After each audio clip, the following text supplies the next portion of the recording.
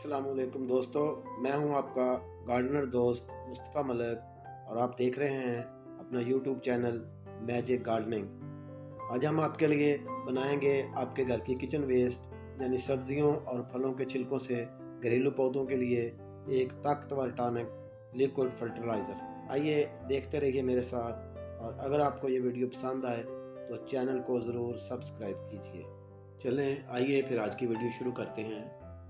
आपके घर में जितनी भी किचन वेस्ट है, केलों के छिलके हैं, फलों के छिलके हैं, सब्जियों के छिलके हैं, चले अगर अंडों के भी हैं तो वो भी, तो आप इन सबको ले लें। अगर तो आप किसी छोटे पॉट में करना चाहते हैं, थोड़ा सा तजुर्बा करना चाहते हैं मेरी तरह, तो इसको थोड़े छोटे छोटे काट लें। नहीं तो अगर आप किसी बड़े बर्तन में, किसी प्लास्टिक की बड़ी टोकरी में करना चाहते हैं, तो इसके लिए है कि आप जितने भी छिलके हैं उनको एक बड़े बर्तन में डाल दें।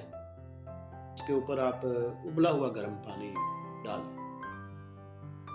देखें कि जितना आपके पास छिलके ज़्यादा हैं उतना बड़ा उसके लिए बर्तन ले लें। तो ये आप इस तरह इसको पानी में भिगो दें। इसको जितने अगर छिलके जितने ज़्यादा हैं आप उतना ज़्यादा पानी डाल दें, इसी तनासब से कि अच्छी तरह ये सारे उसमें डूब जाएं।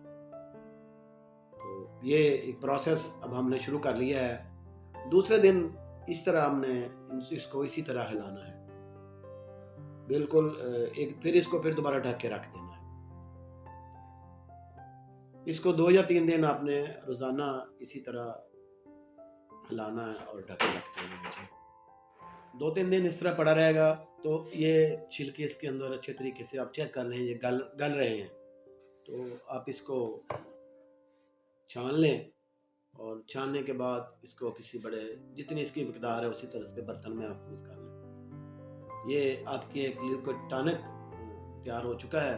अब आपने करना ये है कि इसमें 100 ml में आपने 900 ml पानी डाल देना, मतलब कि आपने एक हिस्सा ये और 9 हिस्से वो मिला के 1 लीटर बना लेना है।